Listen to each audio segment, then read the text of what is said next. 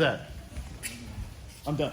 Look, let me show you, we're gonna go this way. So, you can get an underhook from guard hook. I can go here. This is an underhook here. Look, this is an underhook. I can begin to kind of go to his back. No different than I would be in a half guard. That's an underhook. Okay? If I grab his sleeve, break this, I'm gonna go here, and then I get this grip here. This is an overhook. Right? If he postures up right here, if you see, I have his collar here, and I'm gonna make space and constantly keep breaking his posture. We talked about the arm locks from here, okay? But what we're gonna do is we're gonna kind of make space here. We're gonna insert this hook right here, and then we're gonna lift right here. And I still have this overhook here. And then you can still begin to finish this, and I never let go of the overhook. All right. How do you set up the overhook? Go over the arm, and you hook it. So if I go here and I break that, I'm gonna go in here, and then I'm gonna pull it across right here so that my left hand can loop through and go right here.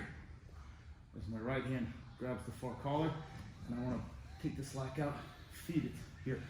Then block that bicep, and start turning to my right side, and I wanna get this high type of guard here where he's on the side. There's chokes from here.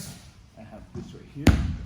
I can extend away, and this arm will get locked. All right. If he's kind of pushing that arm back in, I can come up here. I can scoot out a little bit, throw that left hook in, control here. I want to take that post out, load his weight up on me here, and still keep that underhook here as I go here, and then the knee pinches my elbow here. I can roll it, or I can straighten that. So, okay, overhook. From here, you also have triangle.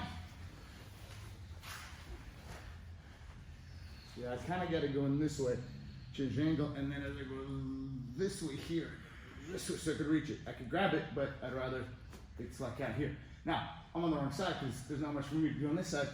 I want to block his arm here or shoulder, but typically this arm. And I'm gonna scoot here. Get my foot on the hips here. As my hand goes on his wrist. So I can do this. I can push this out, get here, and then this foot can go and go here and lock it. My hand is still. Yeah, right there. Where's my hand? Okay. So we're gonna try to see how far we get. What I'd rather have you start off with is just to feel the straight arm lock.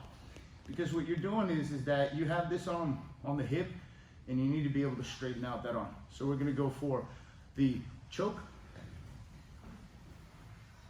Here, his hand takes a slack out, feeds it, and I'm gonna reach right here, and now I get this grip. So now I have it nice and tight. I need to turn to my right side because being flat does me no good. The guard is all about your hip movement and your ability to create angles that give you an advantage positionally, because he loses his balance and you have more leverage when you have angles. Because here, if I pull, I'm pulling into the ground.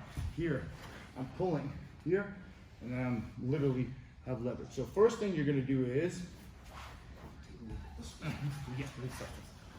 so here, I have this collar here, and I'm here, and I'm pinching the knees. Actually, I like to have the top foot over. So I'm pinching, so I'm pushing his face down. What I'm gonna do is I'm gonna grab the gi right about yay high, no thumb, and I'm gonna bring my right elbow to my hip.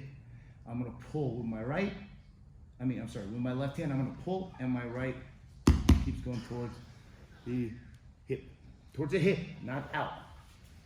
So I'm gonna go here, lift your head up a little bit. So as you see, I have my left hand, that collar. He'll probably try to posture up, which makes it even easier to pull in here, and I still stay on my left side. I'm gonna frame him with my right arm, and my left hand pulls. Yeah.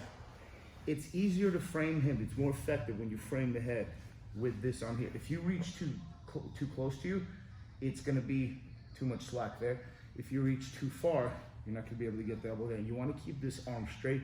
You don't wanna create a bend in the wrist. So you're gonna have to find probably a center point right here. So I'm gonna frame it, and now this left hand pulls.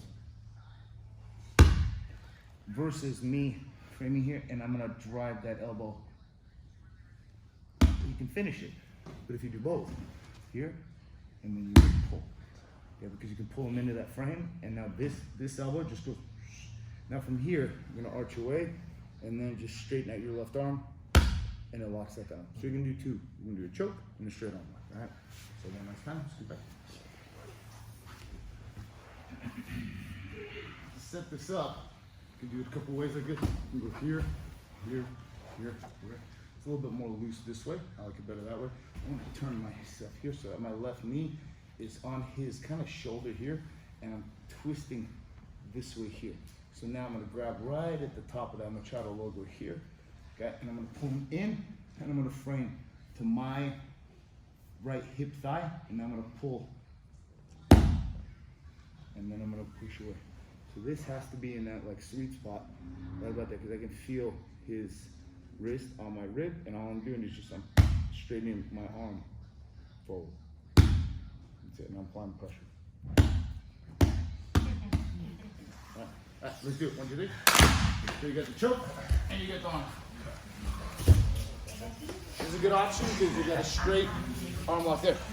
Partner up with each other so that you can work on it.